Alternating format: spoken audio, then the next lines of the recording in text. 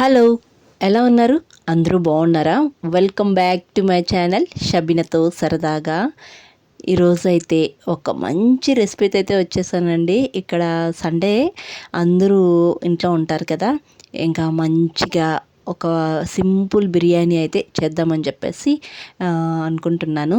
పిల్లలైతే లేలేదు, లేసి కూడా టీవీ పెట్టుకున్నారనమాట, చూస్తూ ఉన్నారు. ఇంకా మేము తినేళ్ళకి 11 అయిపోతుంది. అందుకే ఒకేసారి టిఫిన్ లేకుండా లంచ్ చేసేస్తున్నాను. ఇంకా లంచ్ లేకైతే మటన్ దమ్ బిర్యానీ అయితే చేస్తున్నాను. చాలా సింపుల్గా ఈజీగా చేసుకునే విధంగా అయితే మీకు ఈరోజు అయితే రెసిపీ చూపిస్తాను. ముందుగా 1/2 కిలో మటన్ అయితే తీసుకున్నాను. 1/2 కిలో మటన్కి ఎంత మసాలా వేయలేదు కూడా క్లియర్గా చూపిస్తున్నాను. 1/2 కిలో మటన్కి 1.5 స్పూన్ అల్లం వెల్లుల్లి పేస్ట్ వేసుకున్నాను.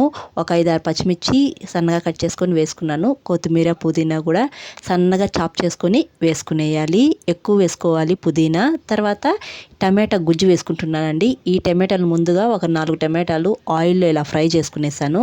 ఫ్రై చేసుకొని చల్లారిన తర్వాత పై పొట్టు అయితే తీసుకునేసాను. పై పొట్టు నీట్గా తీసేసి చాకుతో సన్నగా కట్ చేసుకునేయాలండి.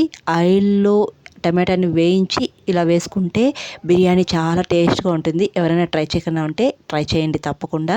ఇప్పుడు టమాటా గుజ్జు కూడా వేసుకునేసాను కదా. తర్వాత గరం మసాలాలు వేసుకుంటున్నాను. చెక్క, లవంగం, ఇలాచి, షాజీరా, మిరియాలు ఇవి వేసుకున్నాను. ఇవన్నీ కూడా వేసుకొని తర్వాత పొడులు అయితే వేసుకోవాలి. రెడ్ చిల్లీ పౌడర్ అండి 2 స్పూన్స్ వేసుకున్నాను 1/2 కిలో మటన్కి. ధనియాల పౌడర్ కూడా 2 స్పూన్స్ వేసుకున్నాను. తర్వాత పసుపు 1/2 tea spoon, garam masala 1/2 tea spoon వేసుకున్నాను. తర్వాత ఫ్రైడ్ ఆనియన్స్ ఎంత ఎక్కువ వేసుకుంటే అంత బాగుంటుందండి బిర్యానీ. ఫ్రైడ్ ఆనియన్స్ ఎక్కువే వేసుకున్నాను. తర్వాత 1 కప్పు పెరుగు వేసుకున్నాను. ఇవన్నీ వేసుకొని బాగా కలుపుకునేసేయాలి. ముక్కకు మసాలాలన్నీ బాగా పట్టాలి.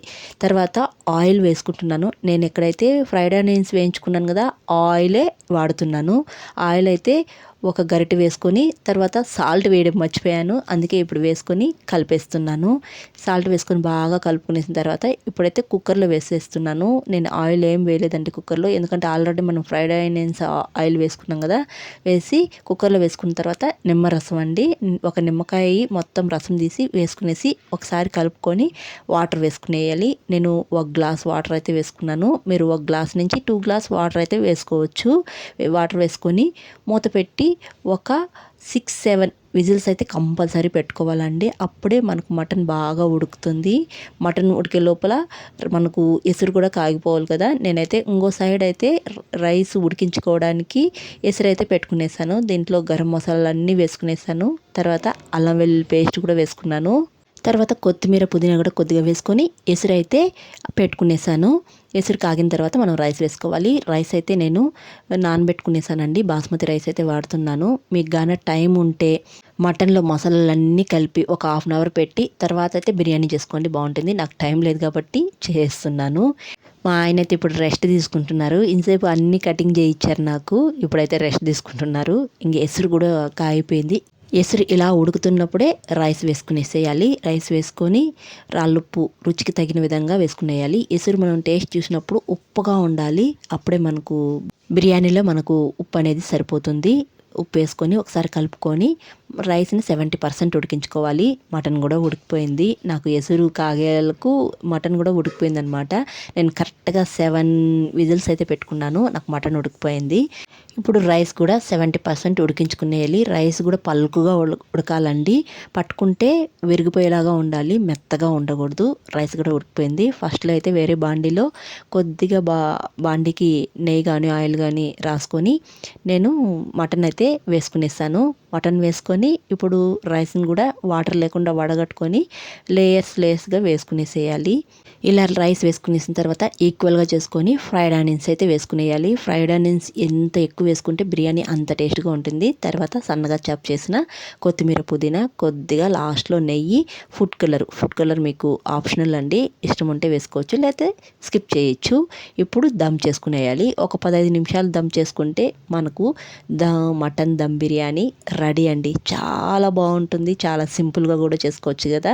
నేను ఇంకొక సైడ్ అయితే ఇంకా చికెన్ పకోడా అయితే చేస్తున్నాను. ఆల్రెడీ నేను చికెన్లో మసాలాలన్నీ కలిపి పెట్టేశాను. ఇప్పుడైతే చికెన్ పకోడా అయితే కూడా చేస్తున్నాను. మా బబ్లుకి చికెన్ పకోడా అంటే చాలా ఇష్టము. అందుకే మా హస్బెండ్ అయితే ఆయిల్లో ఫ్రై చేసేస్తున్నారనమాట. మటన్ దమ్ బిర్యానీ అయితే 15 మినిట్స్ దమ్ చేసుకునేసాను. మటన్ దమ్ బిర్యానీ కూడా అయిపోయింది. అసలు చికెన్ దమ్ బిర్యానీ కన్నా మటన్ దమ్ బిర్యానీ టేస్ట్ అనేది నెక్స్ట్ లెవెల్, అంత బాగుంటుంది.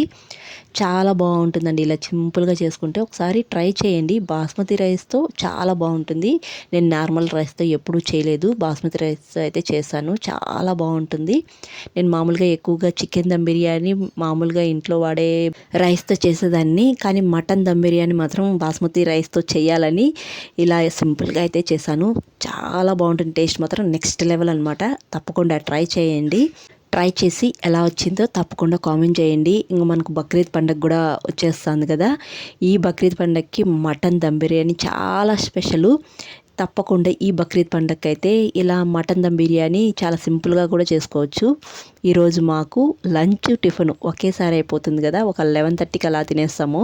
వేడివేడిగా మటన్ దమ్ బిర్యానీ, చికెన్ పకోడా చాలా బాగుంది. మేమైతే ఫుల్గా ఎంజాయ్ చేస్తాము. ఈ బక్రీద్ పండుగ కూడా మీరు కూడా ట్రై చేసి ఎలా ఉందో తప్పకుండా కామెంట్ చేసేయండి.